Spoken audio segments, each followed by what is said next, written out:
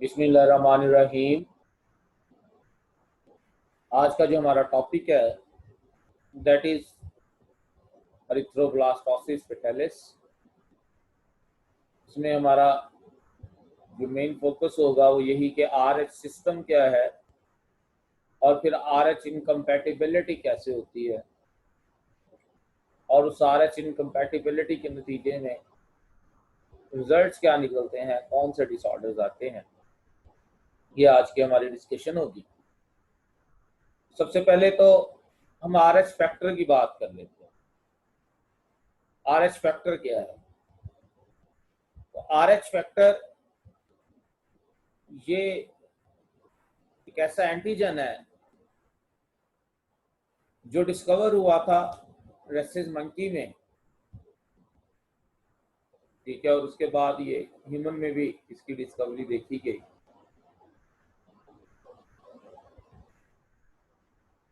Nineteen 1937 में Landsteiner ने और वेनर ने इसको ऑब्जर्व किया। उन्होंने अपने एक्सपेरिमेंट में रैबिट के अंदर रेसिस मंकी के रेड ब्लड सेल जो है वो दाखिल किए, ठीक है, और वहां पर जो है वो उन्होंने ऑब्जर्व किया कि एक एज ए एंटीजन जो है वो ये रेड ब्लड सेल्स में जाके ये प्रोड्यूस कर रहा है, एंटीजन प्रोड्यूस कर रहा है, और ये एंटीजन ह्यूमन रेड ब्लड्स में भी, बहुत सारे ह्यूमन रेड ब्लड्स में भी मौजूद होता है। इसको नाम दिया गया आरएच फैक्टर का। तो ये आरएच फैक्टर असल में ये एक एंटीजन ही है जिसमें भी ये आरएच फैक्टर मौजूद है उसका ब्लड ग्रुप पॉजिटिव है, और जिसमें ये आरएच फैक्टर मौजूद नहीं है उसका ब्लड ग्रुप नेगेटिव है। बाद में मजीद स्टडी से पता चला कि ये जो आरएच फैक्टर को बनाने में क्रोमोसोम नंबर 9 के ऊपर ही 3 क्लोजली लिंक्ड जो है वो लिलिक जीन्स का रिलेशन है, जिसमें पर्टिकुलरली जो है वो जीन डी, उसकी जब हम बात करेंगे उसका सबसे ज्यादा है, क्योंकि सबसे पहले ये रेसिस मंकी में डेमोन्स्ट्रेट हुआ था, इसलिए हम इसको उसके नेम से रिलेट करके आरएच फैक्टर का नाम दे दिया गया। ह्यूमंस में जिनमें ये आरएच फैक्टर मौजूद है उनको पॉजिटिव, और जिनमें मौजूद नहीं है उनको नेगेटिव ये नेम दिया गया, ठीक है। तो ये आरएच फैक्टर, आरएच पॉजिटिव और आरएच नेगेटिव, इसको ये जो नाम दिया जाता है बेसिकली एक स्पेसिफिक एंटीजन है, एंटीजन डी, उसकी बेस पे ये नाम दिया जाता है। जैसे हम कहते थे ना एंटीजन ए मौजूद है तो ब्लड ग्रुप ए, ऐसे ही अगर एंटीजन डी मौजूद है तो ब्लड ग्रुप आरएच पॉजिटिव, और अगर एंटीजन डी नहीं है तो ब्लड ग्रुप आरएच नेगेटिव, ठीक है। वो जो एंटीजन डी है उसको बनाने के लिए जो पीछे जीन डी और उसकी जो है वो पॉसिबल एलील्स वो कौन सी हैं जी? कैपिटल डी की सूरत में और स्मॉल डी की सूरत में। एक पर्सन है, उसका उसकी जीनोटाइप स्मॉल डी है, तो उसमें एंटीजन नहीं बनेगा, दोनों रिसेसिव एलील्स हैं, उसका ब्लड ग्रुप नेगेटिव होगा। लेकिन एक ऐसा पर्सन है जिसमें हेटेरोजाइगस फॉर्म आ गई है, कैपिटल डी स्मॉल डी हो गया, या होमोजाइगस आ गई है, कैपिटल डी हो गया, यानी कि एक लाजमी तौर पर एक कैपिटल डी का होना जरूरी है, ठीक है। तो ऐसा जो है इंडिविजुअल अपनी एंटीजन डी बनाएगा और उसकी वजह से उसका जो ब्लड ग्रुप है वो आरएच पॉजिटिव होगा।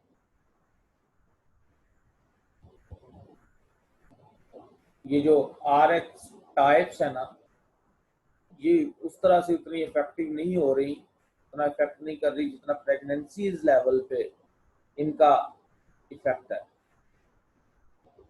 वहां पर जो है वो ये बहुत ही ज्यादा फैटल भी साबित हो सकती है इनकम्पैटिबिलिटीज। अगर एक वुमेन और उसका हस्बैंड दोनों ही RH नेगेटिव है तो कोई इशू नहीं है, कोई RH इनकम्पैटिबिलिटी नहीं होगी, कोई इशू नहीं है।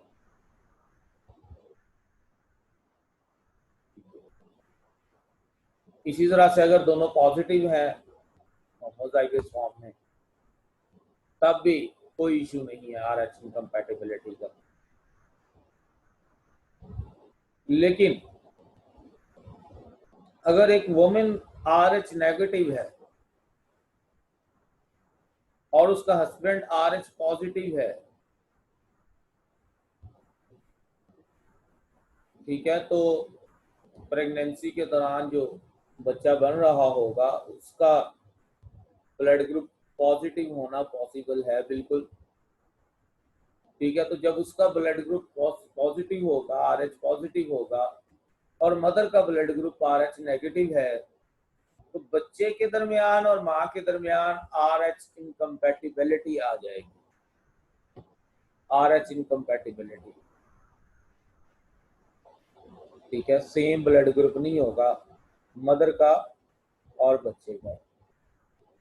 और अगर इसमें से बच्चे के ब्लड में से थोड़ा सा भी ब्लड, चंद एक सेल्स भी वो ब्लड स्ट्रीम को क्रॉस करके मैटरनल सर्कुलेशन में शामिल हो जाएं, ऐसा नॉर्मली होता नहीं है क्योंकि प्लेसेंटा एक बैरियर के तौर पर मौजूद है, लेकिन अगर ऐसा हो जाए बच्चे के चंद ब्लड सेल्स भी, कुछ अमाउंट ब्लड की भी वो मैटरनल सर्कुलेशन में माँ के जो है वो जिस्म में, माँ के सर्कुलेटरी सिस्टम में दाखिल हो जाए तो उसके रिस्पॉन्स में मदर की बॉडी के अंदर एंटीजन डी के खिलाफ एंटीबॉडीज बन जाएंगी, एंटीबॉडीज बन जाएंगी। ये एंटीबॉडीज उन सेल्स को, जो चंद एक सेल्स आए थे उनको तो डिस्ट्रॉय कर देंगी, लेकिन ये एंटीबॉडीज अब माँ के सर्कुलेटरी सिस्टम के अंदर मौजूद है। और फिर अगर ये एंटीबॉडीज प्लेसेंटा को क्रॉस कर जाती हैं, और डेफिनेटली करती हैं, इनका साइज जो है वो बहुत स्मॉल होता है, तो ये प्लेसेंटा को क्रॉस करके जो डेवलपिंग बेबी है, जो डेवलपिंग फीटस है, उसके रेड ब्लड सेल्स को डिस्ट्रक्ट करने का सबब बनती है। और जब वो रेड ब्लड सेल्स की डिस्ट्रक्शन होती है, this is called as erythroblastosis. Immature red blood cells बनते हैं, साथ में वो डिस्ट्रक्ट होते जाते हैं, हीमोग्लोबिन ब्लड के अंदर ही वो रिलीज हो रही होती है। This condition is called as erythroblastosis fetalis. तो ये फीटस के एरिथ्रोसाइट्स की जो है वो ब्रेक डाउन है, ठीक है, उसको हार्म है, इमेच्योर बनना है। इससे क्या होगा, सीवियर एनीमिक कंडीशन है, फीटस में खून की शदीद कमी हो जाए। ठीक है, हम इसको आगे डिस्कस करते हैं कि कौन कौन सी सिम्टम्स जो है उसमें आएंगी, माइल्ड स्टेट में कौन सी आएंगी और बहुत ही क्रोनिक स्टेट में कौन सी आएंगी। तो खैर ये तो एक पॉइंट क्लियर हो गया हमारे पास कि तभी पॉसिबल है इनकम्पैटिबिलिटी जब मदर नेगेटिव है ब्लड ग्रुप वाली और उसके अंदर जो डेवलपिंग फीटस है वो पॉजिटिव ब्लड ग्रुप वाला है। ये आपके सामने एक डायग्राम जो है वो इसमें क्लियर हो रहा है आपको, कि आप नोट करें यहाँ पर कि फीटस का ब्लड ग्रुप पॉजिटिव है, उसमें RH पॉजिटिव सेल्स मौजूद हैं, और अगर इसमें से कुछ सेल्स क्रॉस करके प्लेसेंटा को मैटरनल सर्कुलेशन में गए हैं तो मदर ने उसके अगेंस्ट जो है वो क्या कर लिया है, एंटीबॉडीज बना लिए हैं। ठीक है, एंटीबॉडीज बना लिए हैं क्योंकि मदर का ब्लड ग्रुप जो है वो क्या था, वो RH नेगेटिव था। तो RH पॉजिटिव जो है वो फीटस अगर डेवलप होगा एक RH नेगेटिव वुमेन के अंदर तो तभी पॉसिबल है कि ये RH इनकम्पैटिबिलिटी हो। ठीक है, तो RH इनकम्पैटिबिलिटी ये एक ऐसी कंडीशन है जिसमें डिफरेंस है किसके दरमियान, प्रेग्नेंट वुमेन के ब्लड के दरमियान वो नेगेटिव होगा और फीटस के ब्लड के दरमियान जो कि पॉजिटिव होगा। That leads to erythroblastosis. ये RH इनकम्पैटिबिलिटी की वजह से इरिथ्रोब्लास्टोसिस। आमतौर पर जो प्लेसेंटा है ना, वो एक बैरियर के तौर पर है, उसके थ्रू फीटस का जो ब्लड है वो मैटरनल सर्कुलेशन के अंदर एंटर नहीं हो सकता। लेकिन बाज़ औक़ात प्रेगनेंसी के दौरान या बर्थ प्रोसेस के दौरान फीटो मैटरनल हेमरेज हो जाती है। फीटो मैटरनल हेमरेज, फीटस का और मदर का जो ब्लड वो मिक्स हो जाता है, ठीक है, हेमरेज की सूरत में। जो वुमेन का इम्यून सिस्टम है वो क्या करता है, वो फौरन उस बच्चे के ब्लड में मौजूद एंटीजन डी के खिलाफ एंटीबॉडीज प्रोड्यूस करता है और सेंसिटाइज हो जाता है, सेंसिटिव हो जाता है टू एंटीजन डी। क्योंकि जब भी एंटीबॉडी डी बन जाएंगी तो वो उतना सेंसिटिव हो जाएगा एंटीजन डी के खिलाफ कि जैसे ही वो एंटीजन डी आएंगे वो फौरन उसके साथ जो है वो एग्लूटिनेशन का सबब बन जाएगा।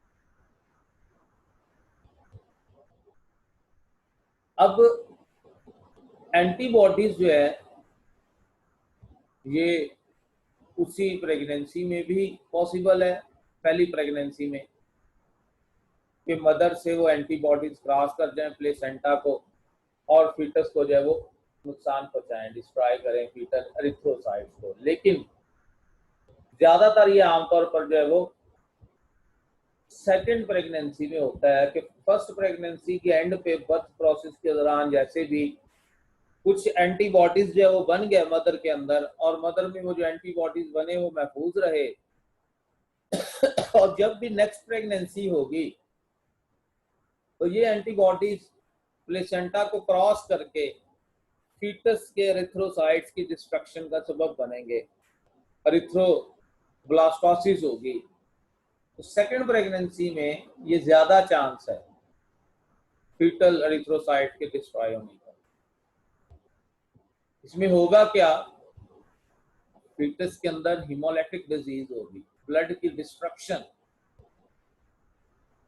जिसकी वजह से जो न्यू बर्न है उसके अंदर खून की शदीद कमी होगी। और ये क्यों हुआ है, इसकी रीजन ये थी कि फर्स्ट प्रेगनेंसी के दौरान मदर में एंटीबॉडीज बन गए हुए थे RH एंटीजन के खिलाफ, एंटीजन डी के खिलाफ। तो ये अपनी ही स्पीशी के अगेंस्ट एंटीबॉडीज की प्रोडक्शन, ये आइसो इम्यूनाइजेशन है।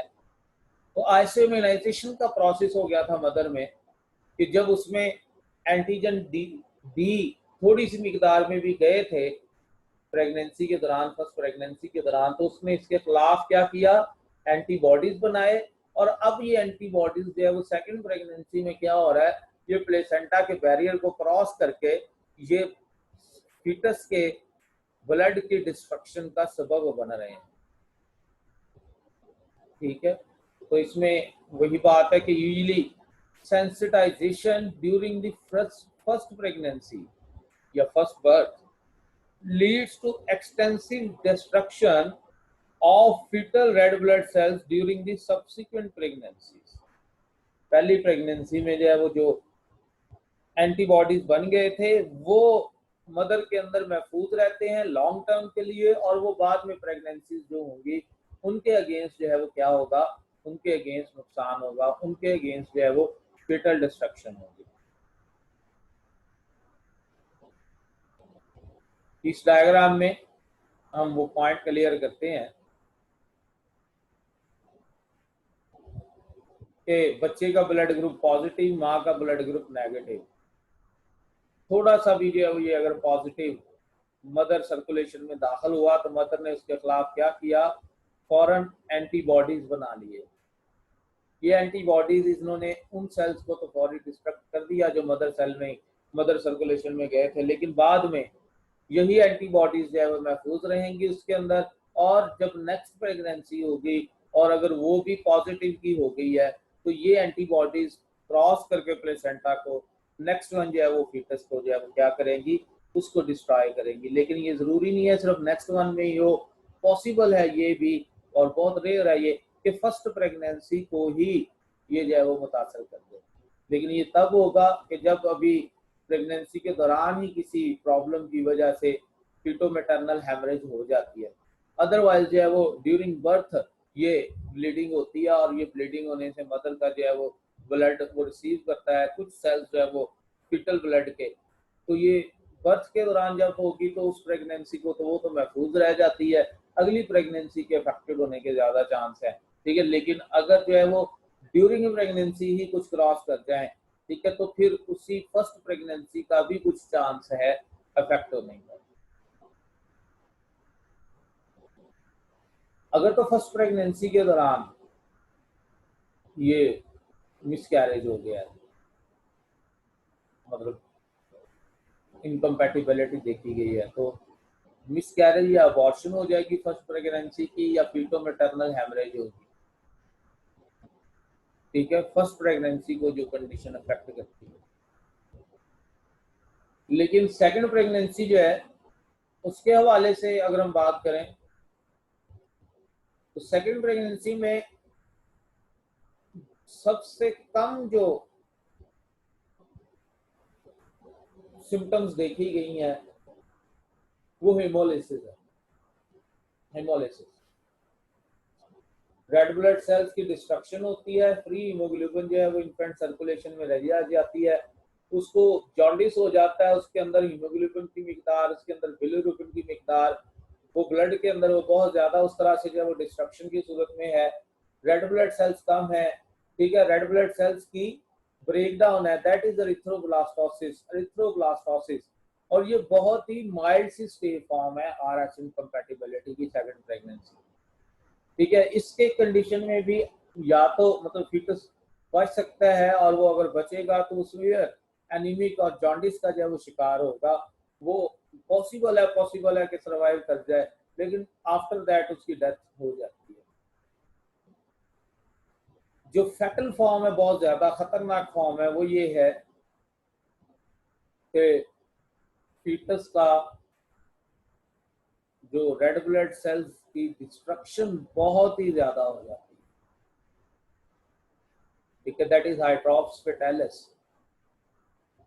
ठीक है, एरिथ्रोब्लास्टोसिस बहुत ज्यादा होती है, एरिथ्रोसाइट्स बहुत ज्यादा जो है वो बस्ट होते हैं, रेड ब्लड सेल्स की बहुत ही ज्यादा डिस्ट्रक्शन होती है, जिसकी वजह से वो सीवियर एनीमिक कंडीशन में, हार्ट फेलियर में वो चला जाता है, और जस्ट आफ्टर डिलीवरी उसकी जो है डेथ हो जाती है। बॉडी के ऊपर टोटली स्वेलिंग होती है। ठीक है, और अगर जो है वो डिलीवरी हो जाए तो वो बच्चा रेस्पिरेटरी डिस्ट्रेस का शिकार होता है, उसकी सर्कुलेशन जो है वो कोलैप्स हुई होती है। ठीक है, तो ये उस सूरत में है जब अगर जो है वो प्रेगनेंसी के बाद वो बर्थ हो जाती है। अगर अदरवाइज ज्यादा चांस यही है कि मिस कैरेज या अबॉर्शन ही हो जाएगी। ठीक है, ड्यूरिंग जो है प्रेगनेंसी उसी की डेथ हो जाएगी बच्चे। मैं फिर रिपीट करता हूँ इसको थोड़ा सा कि अगर मदर का ब्लड ग्रुप नेगेटिव है, बच्चे का ब्लड ग्रुप पॉजिटिव है फीटस का, और फीटल ब्लड प्लेसेंटा को क्रॉस करके मदर के ब्लड में अगर चला जाए, यानी ये पॉजिटिव ब्लड नेगेटिव को चला जाए, तो फिर क्या करती है कि ये जो नेगेटिव मदर है ये उस पॉजिटिव के खिलाफ फौरन एंटीबॉडी बनाती है। ये एंटीबॉडी प्लेसेंटा को क्रॉस करते हैं, और प्लेसेंटा को क्रॉस करते हैं आमतौर पर फर्स्ट प्रेगनेंसी के एंड पे, जब बर्थ हो जाती है उस फर्स्ट बेबी की, तो उसको तो ये इतना इन्फेक्ट नहीं कर पाते, लेकिन ये एंटीबॉडी मदर के अंदर महफूज रहते हैं, स्टोर रहते हैं, और जब भी नेक्स्ट प्रेगनेंसी होती है और वो पॉजिटिव जो है वो ब्लड ग्रुप वाली ही होती है, तो ये एंटीबॉडीज प्लेसेंटा को क्रॉस करके उस फीटस के रेड ब्लड सेल्स की डिस्ट्रक्शन का सबब बनते हैं। ठीक है, तो मैं फिर रिपीट कर रहा हूँ कि ये सेकंड प्रेगनेंसी में इसको इफेक्ट करने के चांस मैक्सिमम है। फर्स्ट में ये तभी मुमकिन है कि अगर ड्यूरिंग प्रेगनेंसी जो है वो ये फीटो मैटरनल हेमरेज हो जाए। अगर डिलीवरी के वक्त होगी तो फिर जो है वो फर्स्ट बेबी को इफेक्ट होने का चांस नहीं है। अब हम डिटेक्ट कैसे कर सकते हैं RH इनकम्पैटिबिलिटी को? तो फिजिकली तो ये नजर नहीं आएगा, मदर के अंदर कोई ऐसी सिम्टम नहीं आएगी जिससे पता चलेगा कि अंदर जो है वो RH इनकम्पैटिबिलिटी है बच्चे के साथ।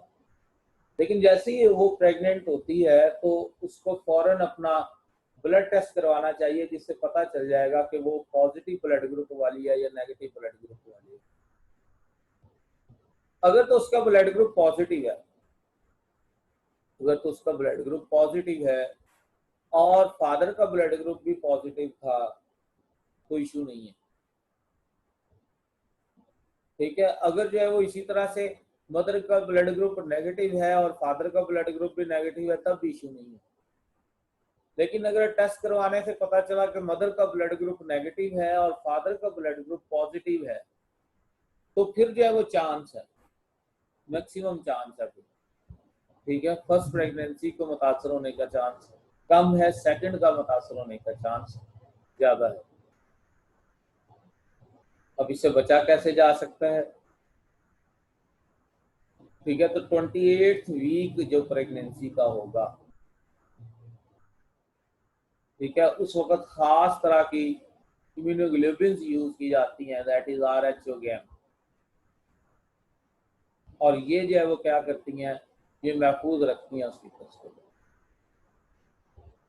इसी तरह से अगर जो है वो बच्चा पैदा हुआ है, वो RH पॉजिटिव ब्लड ग्रुप है और मदर का ब्लड ग्रुप नेगेटिव था, पहली प्रेगनेंसी मुकम्मल हो गई है, बर्थ हो गई है, डिलीवरी हो गई है फर्स्ट वन की, तो डिलीवरी के बाद 3 दिन के अंदर अंदर, ठीक है, 3 दिन के अंदर अंदर जो है किसी की इम्यूनोग्लोबुलिन की एक और डोज दी जाती है। और ये क्या करती है, ये उस मदर के अंदर नेगेटिव के अगेंस्ट जो एंटीबॉडीज थी उनकी डिस्ट्रक्शन का सबब बनती है। और जब एंटीबॉडीज खत्म हो जाएंगी तो नेक्स्ट प्रेगनेंसी फिर महफूज होगी। ठीक है, उसके जब वो इफेक्ट होने के चांस नहीं होंगे। एक एक्टिविटी है जी आपके सामने, इसको सॉल्व कीजिएगा और मुझे सेंड कीजिएगा। एक वुमेन का ब्लड ग्रुप A नेगेटिव है, ठीक है, उसकी शादी एक ऐसे बंदे के साथ हुई है जिसका ब्लड ग्रुप B पॉजिटिव है, हो गया। फर्स्ट प्रेगनेंसी के दौरान उनके जो बेबी था उसकी मिसकैरेज होगी। अब फिर सेकंड प्रेगनेंसी जब हुई है तो उसमें एरिथ्रोब्लास्टोसिस फेटालिस का कितना रिस्क है, ये आपने जो है वो फाइंड करना है, ये आपने बताना है। ठीक है, वुमेन जो है वो उसका ब्लड ग्रुप नेगेटिव है और मैन का ब्लड ग्रुप जो है वो पॉजिटिव है। पहला फीटस उनका मिसकैरेज का शिकार हो गया था। अब दूसरा फीटस जो है उसमें कितना चांस है एरिथ्रोब्लास्टोसिस फेटालिस का।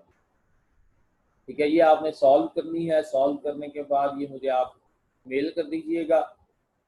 कोई भी क्वेश्चन है तो आप मुझे व्हाट्सएप कर सकते हैं या मेल कर सकते हैं।